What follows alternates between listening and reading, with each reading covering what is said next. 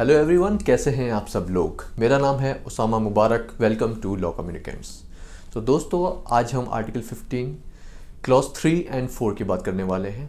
Last video में हमने article 15 clause 1 and 2 को कवर किया था। तो देखते हैं आर्टिकल 15 क्लॉज 3 क्या कहता है। आर्टिकल 15 क्लॉज 3 में स्पेशल प्रिविलेज की बात हुई है। आर्टिकल 14 में हम ये देखते हुए आए हैं कि राइट टू इक्वलिटी में सबको इक्वल ट्रीटमेंट देना चाहिए। पर जब हम आर्टिकल 15 के क्लॉज 3 की बात करते हैं तो आप देखिएगा कि चिल्ड्रन और वुमेन के लिए एक रीजनेबल क्लासिफिकेशन किया हुआ है, एक पॉजिटिव डिस्क्रिमिनेशन किया हुआ है। वो क्यों किया हुआ है, हम देखेंगे कि कुछ स्पेसिफिक ग्रुप्स हैं जैसे चिल्ड्रन और वुमेन, और ऐसे और भी वल्नरेबल ग्रुप्स जिनको ज़रूरत है लॉ की, उनको प्रोटेक्ट करने के लिए हमने कुछ लॉ बनाए हुए हैं। तो स्टेट के पास ये पावर होगी कि जो वल्नरेबल ग्रुप्स हैं, जिनकी दशा बहुत नाजुक है, उनके लिए लॉ बनाए जाएं। इसलिए आर्टिकल 15 क्लॉज 3 में पॉजिटिव डिस्क्रिमिनेशन की बात हुई है कि आप अनइक्वल ट्रीटमेंट नहीं कर सकते, पर आप पॉजिटिव डिस्क्रिमिनेशन कर सकते हैं। पॉजिटिव डिस्क्रिमिनेशन होता है जब हमने कह दिया कि वुमेन के लिए लॉ बनेंगे, चिल्ड्रन के लिए लॉ बनेंगे, और किसी के लिए नहीं बनेगा। क्यों नहीं बनेगा? क्योंकि और ऐसे ग्रुप्स हैं जो इतने वल्नरेबल नहीं हैं जितने वल्नरेबल चिल्ड्रन और वुमेन हैं।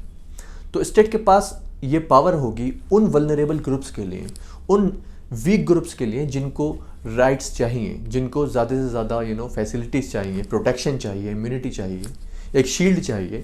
तो उन ग्रुप्स के लिए स्टेट हमेशा लॉ बना सकती है, और इसकी वजह से ये नहीं कहा जाएगा कि चिल्ड्रन और वुमेन के लिए या उनके फेवर के लिए लॉ बनाने पर आप दूसरे के लिए लॉ नहीं बना रहे हैं।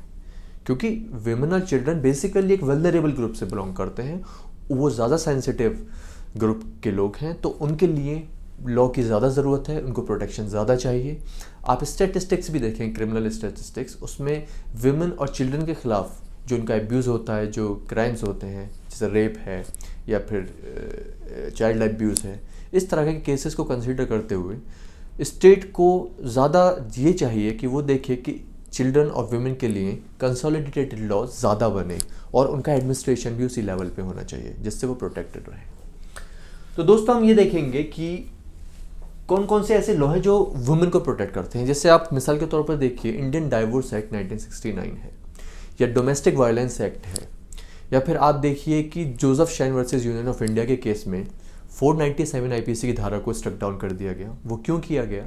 क्योंकि एक हिस्ट्री के टाइम से, मतलब इतिहास, एक प्राचीन इतिहास आप देखें, फिर आप मेडिएवल हिस्ट्री देखें, और आप मॉडर्न हिस्ट्री भी अगर देखें, तो वहाँ पे आपको ऐसे ऐसे एग्जाम्पल्स मिलेंगे जहाँ पर वुमेन की दशा जो थी, the plight of women was not up to the mark, average भी नहीं थी। उनको बहुत, उनके राइट्स को एमेस्कुलेट किया जाता था। दे वर सब्जेक्टेड टू क्रूअल ट्रीटमेंट, इतने इंटेंस ट्रीटमेंट दिए जाते थे कि यू कैन नॉट इमेजिन। सती प्रथा एक बहुत बड़ा एग्जाम्पल है उसका, कि औरत को जला दिया जाता था और उसके राइट्स को हमेशा अपहोल्ड नहीं किया जाता था। तो उसी से ये पॉजिटिव डिस्क्रिमिनेशन का कॉन्सेप्ट निकला है कि अगर वुमेन पास्ट में उसके साथ एक क्रूअल ट्रीटमेंट रहा है, उसको कभी भी रिप्रेजेंटेशन नहीं मिली, लोकल बॉडीज़ में भी और हमारे बड़े पार्लियामेंट में भी, स्टेट असेंबलीज में भी कभी रिप्रेजेंटेशन नहीं मिला, रिजर्वेशन नहीं मिला, तो हमें हमेशा पॉजिटिव डिस्क्रिमिनेशन इसी बेसिस पे कर सकते हैं कि वुमेन को अपना ड्यू मिले, चिल्ड्रन को भी उनका ड्यू मिले, और वल्नरेबल ग्रुप्स जो हैं उनको राइट्स मिले, ज़्यादा से ज़्यादा उनके फेवर में लॉज बनाई जाएं। तो इसी के बाद आर्टिकल 15 क्लॉज 3 में हुई है positive discrimination, that you can discriminate the vulnerable groups, but उनके लिए आपको लॉज देने पड़ेंगे, उनको राइट्स देने पड़ेंगे, उनको स्पेशल प्रिविलेज देना पड़ेगा। बिकॉज आप ये देखिए कि अगर ये सोसाइटी है, इस सोसाइटी में एक वुमेन का ग्रुप यहाँ है, चिल्ड्रन का ग्रुप यहाँ है, और नॉर्मल जो सोसाइटी है वो इतनी ऊपर ग्रो कर रही है, तो इनको इनके लेवल पे लाने के लिए हमें कुछ लॉज बनाने पड़ेंगे, और ऐसे लॉज बनाने पड़ेंगे जो इन दोनों ग्रुप्स को फेवर करें और इक्वल फुटिंग पे लाएं सब लोगों की। तो दोस्तों देखिए कि आर्टिकल 15 क्लॉज 4 में हम क्या पढ़ेंगे। एक बहुत फेमस केस है चंपाकम दुरायराजन का केस। इस केस में जो स्टेट गवर्नमेंट थी उसने ऑर्डर पास किया कि हम जो अपनी स्टेट में रिजर्वेशन करेंगे वो कम्युनल लाइंस के बेसिस पे करेंगे, कि किस कम्युनिटी को कितना रिजर्वेशन चाहिए, हम उसको वो रिजर्वेशन देंगे गवर्नमेंट जॉब्स के अंदर। बट सुप्रीम कोर्ट ने उस ऑर्डर को रिजेक्ट कर दिया और ये कहा कि आप जो रिजर्वेशन देंगे वो कम्युनल लाइंस पे नहीं होगा। The reservation can not be declared on communal lines. तो सुप्रीम कोर्ट ने ये गवर्नमेंट का ऑर्डर जो था स्ट्राइक डाउन कर दिया, अनकॉन्स्टिट्यूशनल डिक्लेयर कर दिया। आर्टिकल 15 क्लॉज 4 में हम 3 ग्रुप्स की बात करते हैं, socially educationally backward classes, schedule caste and schedule tribes. आप ये देखिए, socially educational and backward classes कहीं भी कॉन्स्टिट्यूशन में डिफाइंड नहीं है, पर कोर्ट ने अपने इंटरप्रिटेशन से ये कहा है जो स्टेट्स होंगी वो अपने अपने स्टेट्स में ये देखेंगे कि कौन कौन से ग्रुप्स, कौन कौन सी कास्ट किस कास्ट से बिलोंग करती हैं और उसका एक ब्यौरा बनाएंगे, एक डिटेल होगी कि कौन सी कास्ट कितने परसेंट है इस स्टेट में, कौन सी कास्ट कितने परसेंट है। तो एक क्लासिफाइड एक टेबल बनेगी, इसमें हर कास्ट को बताया जाएगा कौन सी कास्ट कितने परसेंट कॉन्स्टिट्यूट करती है टोटल पॉपुलेशन का।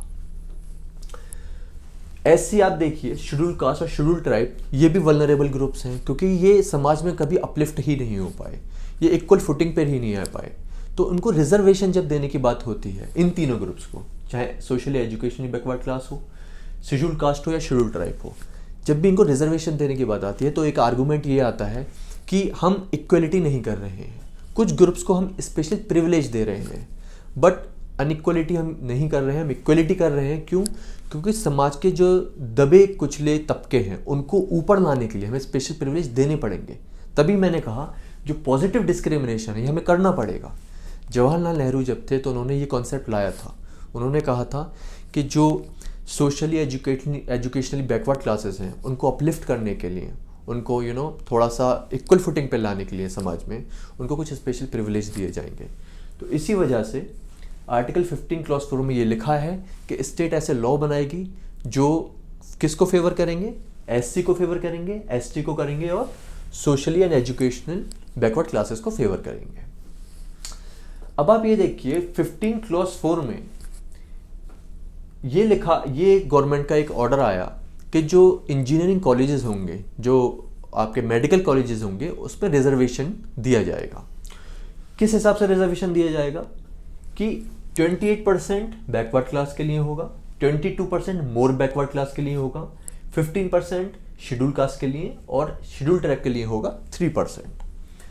तो जब हम देखेंगे तो टोटल इसका बैठा कि 68% जो है वो तो एक मेरिट वाली क्लास के लिए होगा जो जनरल में लोग आते हैं, और 32% जो रहेगा वो रिजर्व रहेगा। 32% बैकवर्ड क्लासेस के लिए रिजर्वेशन रहेगा। तो जी MR Balaji versus state of Mysore में कोर्ट की कुछ रीजनिंग आई। कोर्ट ने ये कहा कि देखिए जो कास्ट और एजुकेशनल बैकवर्डनेस है उन दोनों को ही कंसीडर किया जाना चाहिए रिजर्वेशन देने के लिए। आप खाली कास्ट के ऊपर नहीं दे सकते या किसी एक सिंगल फैक्टर पर रिजर्वेशन नहीं दे सकते।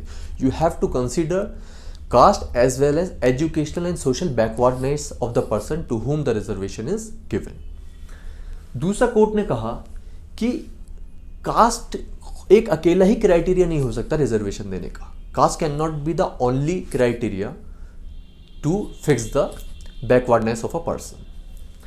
और तीसरा बहुत इंपॉर्टेंट, सुप्रीम कोर्ट ने यह कहा कि जो रिजर्वेशन होगा किसी स्टेट में, जो टोटल रिजर्वेशन होगा उस पर एक सीलिंग लिमिट होगी कि टोटल रिजर्वेशन किसी स्टेट में 50% से ज़्यादा नहीं होना चाहिए। तो ये भी कोर्ट ने कहा। और कोर्ट ने यह भी कहा कि जो क्लासिफिकेशन है बैकवर्ड क्लास की और मोर बैकवर्ड क्लास की वो वैलिड नहीं है, वो क्लासिफिकेशन वैलिड नहीं है। ये 3-4 रीजन कोर्ट ने मेन में इस केस में दिए। किस केस में? MR Balaji versus state of Mysore में। तो इस केस के बाद फिर हमारा बहुत इंपॉर्टेंट जजमेंट था Indira Sahni versus union of India.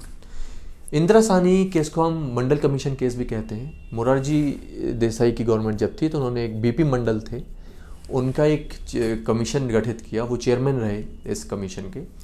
तो इंदिरा साहनी के केस में जितनी भी बातें एमआर बालाजी के केस में कही गई सबको रिवर्स कर दिया इस केस में।